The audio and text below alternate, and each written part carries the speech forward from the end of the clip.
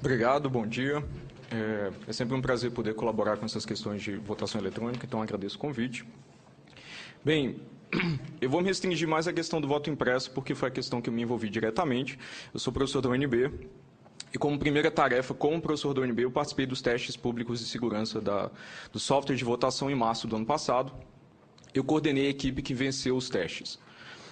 Então, de início, eu devo descrever brevemente como os testes foram organizados. Na medida que eu for descrevendo, eu vou atingir as conclusões ou os resultados do ponto de vista de segurança que nós obtivemos no final daquele evento. Então, esses testes foram organizados ou convocados via chamada pública do TSE. 9 equipes participaram, eu coordenei a equipe da UNB, num total de 27 pessoas. E esses testes foram divididos em 2 fases separadas por 12 dias. Cada fase tinha apenas 3 dias. Na primeira fase, as equipes tinham a possibilidade de observar o código-fonte do software de votação e solicitar esclarecimentos técnicos do pessoal do TSE. Claro que essas solicitações também eram protocoladas e o TSE se reservava o direito de não respondê-las. Apenas no segundo dia dessa fase inicial de testes de exame do código-fonte, a nossa equipe teve acesso ao software de votação, ao código-fonte, né, aquele produzido pelos programadores do TSE para, de fato, executar as eleições no dia de eleições. E aí, após uma coisa importante que eu deveria ter falado aqui, a fase de exame começou com a palestra de abertura, que todos os mecanismos de segurança foram descritos superficialmente. Assim. Então, foi descrito um mecanismo de segurança, por exemplo, que produz o RDV, o Registro Digital do Voto, em formato embaralhado. Os votos são armazenados no RDV fora de ordem, para que não seja possível correlacionar a ordem que o eleitor votou, a posição dele na fila de votação com o seu voto propriamente dito. Então, quando tivemos o primeiro acesso no segundo dia de exame do código-fonte, nós achamos que esse poderia ser um ponto promissor para iniciar a análise, né? Então, fizemos uma primeira reação, a gente tinha 17 milhões de linhas de código para analisar, algo completamente infactível em apenas 3 dias. Então, nós começamos buscando funções conhecidamente inseguras ou construções conhecidamente inseguras, exatamente para embaralhar coisas, trocar as coisas de ordem, né? Calcular permutações, como a gente chama em computação. E aí, curiosamente, nós encontramos, já nos 5 primeiros minutos, uma construção conhecidamente insegura, essa há 17 anos, é sabidamente insegura há 17 anos, exatamente no arquivo que produziu o RDV. Ou seja, nós conjecturamos, né, levantamos a hipótese naquele momento, de que o RDV não havia sido projetado e implementado de maneira segura, ou de maneira a proteger o sigilo do voto. No final da primeira hora, nós nos certificamos que nada interferia, de fato, nesse processo de embaralhamento dos votos. Portanto, adotamos essa com a nossa primeira possibilidade, né, de avaliação de segurança na fase a seguir, que era a fase de testes propriamente dita, não mais a fase de exames. Tivemos um total de 5 horas para analisar o código-fonte, então nas 4 horas restantes, nós buscamos outras possibilidades, né, outras vulnerabilidades no código-fonte do software de votação, para talvez interferir com outros mecanismos de segurança da eleição. Por exemplo, a questão da integridade do voto, não apenas o sigilo. Né? Então, tivemos um total de 5 horas de análise do código-fonte, onde na primeira hora já tínhamos uma hipótese muito forte de que o sigilo do voto não era devidamente protegido pelo software de votação em uso oficial, né, em uso nas urnas eletrônicas, que nos foi dito no início do evento, que seria o software utilizado nas eleições de 2012, né, do ano passado. Bem, terminada essa fase de exame, após os 12 dias de intervalo, começou a fase de testes propriamente dito. No final da fase de exame, nós produzimos 2 planos de teste, como o TSE chamou, que eram simplesmente descrições das metodologias que nós gostaríamos de colocar em prática na fase, de fato, de testes. Uma ligada ao sigilo do voto, utilizando essa vulnerabilidade até infantil que encontramos no embaralhamento dos votos, e outra relacionada à integridade dos resultados. No primeiro dia da fase de testes, propriamente ditos, nós colocamos o primeiro plano de testes que atacava o sigilo do voto, né? Tentava, de certa forma, recuperar os votos em ordem, para que, caso a ordem dos eleitores também fosse conhecida, fosse possível correlacionar com exatidão que eleitor votou em que candidato. E aí, no primeiro dia, nós executamos uma prova de conceito, né? elaboramos um certo protocolo com o TSE e conseguimos recuperar em ordem na eleição simulada e a partir apenas de informação pública, documentos públicos produzidos pela urna eletrônica, que são disponibilizados aos partidos após o final da eleição, conseguimos produzir ou restaurar ou reverter o embaralhamento com eleições até 21 eleitores. Cada eleitor nessas eleições simuladas dos testes votavam em 2 candidatos, então até 42 votos em ordem. No segundo dia, nos foi sugerido pelo TSE repetir a mesma metodologia com um volume realista de dados. Então a gente passou o segundo dia inteiro, basicamente, executando o protocolo, não é, a nossa metodologia, para uma eleição com 475 eleitores. Um total de 950 votos. No final do segundo dia, após a verificação dos resultados por parte conjunta com o TSE, ficou claro que a gente conseguiu reverter a ordem de uma eleição com 950 votos, que aí já chega num volume realista. Esse número de 475 eleitores foi calculado pelo TSE como aplicando a média de comparecimento das eleições de 2010 ao tamanho médio das sessões eleitorais no país. Bem, no terceiro dia, nós redigimos o relatório descrevendo os resultados em conjunto com o TSE, o relatório do evento, né? E assim terminou o evento. Então, depois de algum tempo, houve a premiação simbólica e as repercussões. Então, se ainda não ficou claro, é importante que os votos sejam armazenados fora de ordem, porque se algum oficial de mesa, por exemplo, ou um fiscal de partido malicioso, ele consegue monitorar a ordem que os eleitores votam e ele é capaz de recuperar os votos em ordem após a eleição e de apenas examinando informação que não é privilegiada, informação pública, ele consegue correlacionar exatamente que eleitor votou e quem. Uma outra vulnerabilidade advinda desse mesmo problema com o sigilo do voto é que um certo eleitor, ilustre ou não, que votou numa certa posição, num certo instante de tempo, por exemplo, às 10h30, pelo registro cronológico dos eventos armazenado pela urna eletrônica, também é possível conhecer a posição dele na fila de votação, né? Ele é a posição 50, por exemplo.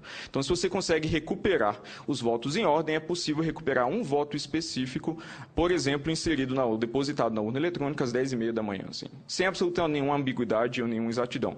Nós recuperamos os 950 votos sem nenhum erro. Apesar de que, quando relatado na mídia, nossa abordagem tem sido apresentada como tentativa e erro. Nesse caso, foram uma tentativa, 0 erros. Assim. Então, de fato, não foi tentativa e erro. O procedimento não tinha, nosso ataque, né, nossa metodologia de ataque, não tinha a probabilidade de erro, era absolutamente determinística, como a gente diz, novamente em computação, e exigia apenas exame de documentos públicos. Portanto, a fraude do sigilo do voto era não rastreável. Né? Essa fraude, obviamente, permite, né, o retorno de uma versão digital do que a gente chama de voto de cabresto no Brasil, onde o candidato ou algum interessado em fraudar a eleição pressiona os eleitores para que eles votem em certa direção e depois consegue, a partir dessa recuperação dos votos em ordem, por exemplo, determinar se eles votaram como esperado, senão ele pode aplicar as punições que ele gostaria. Bem, é claro que uma base de código desse tamanho, com a vulnerabilidade tão infantil, não teria apenas essa vulnerabilidade. Então, nas 4 horas restantes do exame do código-fonte, nós encontramos outros problemas, muitos deles, o que é mais preocupante, de projeto e não apenas de implementação. Né? Então, vários dos mecanismos de segurança no software de votação foram projetados de maneira incorreta. Ou por falta de treinamento, por falta de entendimento de como aquela primitiva de segurança deve ser usada na prática, ou por falta de auditoria externa, por uma série de razões, ou por um processo de desenvolvimento que talvez não tenha, de fato, a segurança como primeiro objetivo. Então, nós produzimos, depois do final do evento, né, quando a repercussão dos resultados começou, um relatório de 40 páginas que está disponível na internet, já vai ser publicado como um capítulo de um livro acadêmico internacional, porque os nossos resultados tiveram repercussão internacional. Eu fui convidado a ministrar palestras no exterior e esse capítulo de livro foi convidado a ser publicado num livro acadêmico. E nós encontramos, voltando, né, alguns erros de projeto fundamentais exatamente na proteção da integridade dos resultados também. Então, para citar alguns exemplos. Todas as urnas eletrônicas do país, em torno de 500 mil de equipamentos em operação, compartilham a mesma chave de segurança. Então, isso é a mesma coisa que 500 mil de pessoas no Brasil usarem a mesma fechadura na porta da casa. Assim. É absolutamente a mesma analogia. Se esse segredo, essa chave de segurança vaza uma única vez, é possível abrir o conteúdo de todas esse 500 mil de portas, ou no caso das urnas eletrônicas, de todos os outros, as memórias de todos os equipamentos em operação. Além disso, essa chave criptográfica, né, essa chave de segurança, ela é armazenada às claras, por exemplo, nos cartões de memória, que o TSE chama de cartões de carga, que são aqueles que instalam software nas urnas eletrônicas. Ou seja, não só o vazamento dessa chave tem impacto absolutamente devastador por permitir abrir os cartões de memória de todas as urnas em operação no país, como essa chave ainda é armazenada às claras no cartão de memória. Então, se você sabe o local, ou sabe, talvez, o início dessa chave criptográfica, ou sabe onde procurar, você consegue recuperá-la e, de fato, sistematicamente conseguir abrir os cartões de memória do país inteiro. Por que isso é perigoso? Porque nesses cartões de memória, na partição protegida desses cartões de memória, fica armazenado o software de votação. Então, se você é capaz de abrir o cartão de memória e ler o conteúdo completo dele, você consegue manipular o software de votação para, por exemplo, para esse software fazer a contagem de maneira desonesta dos votos para os candidatos, por exemplo. E não só fazer a contagem desonesta, também, por que não, fazer a contagem desonesta e produzir um registro digital do voto que seja compatível com aquela contagem desonesta, de forma que qualquer recontagem ou possibilidade de recontagem posterior vá sempre refletir a fraude que foi inserida no software de votação. Então, esses não são erros de projeto sofisticados do ponto de vista que são incomuns ou talvez exigem conhecimento de especialista para evitá-los, é o tipo da coisa que eu ensino na minha disciplina de graduação. Inclusive, o próprio ataque ao sigilo do voto que nós montamos nos testes, eu coloco como bônus das minhas provas na graduação e 80% dos alunos acertam com absoluta exatidão. Então, não foi necessário conhecimento especialista, nem para encontrar essas vulnerabilidades e erros de projeto, nem para, de fato, atacar o sigilo do voto durante os testes. Então, não é uma especulação que o software de votação utilizado no Brasil, ele é inseguro. Ele é demonstravelmente inseguro, porque essa foi nossa conclusão ao final do evento, ao final do nosso contato com o software de votação. Vale salientar que a gente teve contato de apenas 5 horas com 17 milhões de linhas de código, então a gente apenas teve a chance de navegar por uma fração muito pequena, apesar de estratégica, do software de votação. Então é simplesmente com a própria premiação do TSE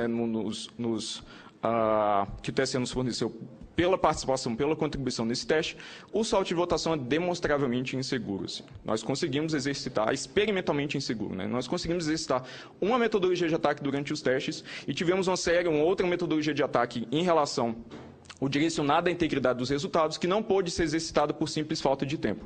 Curiosamente, após os testes, nós nos disponibilizamos para o TSE para, de fato, colocar aquelas ideias, aquele plano de testes relacionado à integridade dos resultados em prática, mas não houve nenhum tipo de possibilidade de colocar, assim, o que eu acho curioso, porque deveria ser de interesse do TSE entender exatamente que erros de projeto nós detectamos, né, nós encontramos, e se era de fato possível, como parece ser, executá-los, inclusive, na prática, né, não mais no ambiente simulado. Então, dado que o software de votação é demonstravelmente inseguro ou contém erros de projeto e implementação detectados e verificados experimentalmente, é simples, a conclusão é simples, nós precisamos de um registro físico do voto que não seja acessível pelo eleitor, como já descrito anteriormente, para permitir a verificação independente por parte do eleitor, fiscais de partido e interessados, de que as contagens, né, os resultados produzidos pela urna eletrônica são, de fato, honestos. Assim. Nós precisamos de um outro mecanismo redundante. E é essa prática em todo o mundo. A Suprema Corte Indiana decretou, por exemplo, depois de avaliar o mecanismo do voto impresso em caráter experimental, decretou que nas eleições de 2014 todas as máquinas de votação lá devem ter o voto impresso. Essa foi uma decisão tomada na última semana, e segue na direção de todos os equipamentos de votação eletrônica do mundo. Assim. Todos os equipamentos de votação eletrônica do mundo produzem mais de um registro do voto em mídias diferentes para permitir exatamente recontagem e verificação de resultados. Assim. Então, não creio que seja admissível, ou não creio que as dificuldades práticas que são frequentemente citadas sejam obstáculos apenas no Brasil, né? Elas não são obstáculos em outros lugares do mundo. Então, por que impressoras ou qualquer armazenamento, qualquer outro tipo de mídia é problemático apenas no Brasil? Todos os países do mundo usam exatamente esse tipo de recurso, e é absolutamente consenso na academia de que é preciso, na academia internacional, inclusive, eu frequento eventos de votação eletrônica fora do Brasil, e é simplesmente consenso de que a gente precisa os países, né, os sistemas de votação precisam de mais de um registro do voto para permitir exatamente essa verificação independente de resultados. Isso é ponto absolutamente pacífico. Bem, outras conclusões que nós obtivemos a partir dessa interação, né, com o software de votação é que há uma ênfase muito grande em ofuscação e não em segurança de fato. Então, o TSE está muito preocupado em projetar mecanismos que sejam resistentes. Unicamente aqui não tem informação detalhada do software de votação. Assim. Então, o que a gente chama de agente externo. Né? Pessoas que estão fora do TSE, não têm absolutamente nenhuma informação e estão interessadas em, de fato, provocar algum tipo de fraude. Quando a gente sabe que é bem perigoso, especialmente no projeto desse tipo de mecanismo, o conhecimento privilegiado que agentes internos têm. A área de segurança da computação diz exatamente que é importante projetar mecanismos de segurança que resistam até o próprio projetista do mecanismo. Porque um dia pode se tornar um agente malicioso ou um rival daquele mecanismo. Assim, você não pode confiar incondicionalmente nas pessoas. E no Brasil nós temos confiado incondicionalmente no TSE como uma autoridade executora das eleições e num software de votação demonstravelmente inseguro, experimentalmente inseguro, para executar nossas eleições. Então, eu acho que essa situação é insustentável e de fato, nós precisamos retornar à implantação do voto impresso, seguindo a tendência mundial e seguindo também o que aponta como solução para esse tipo de problema a própria Academia Internacional. Então, agradeço muito pela atenção de vocês.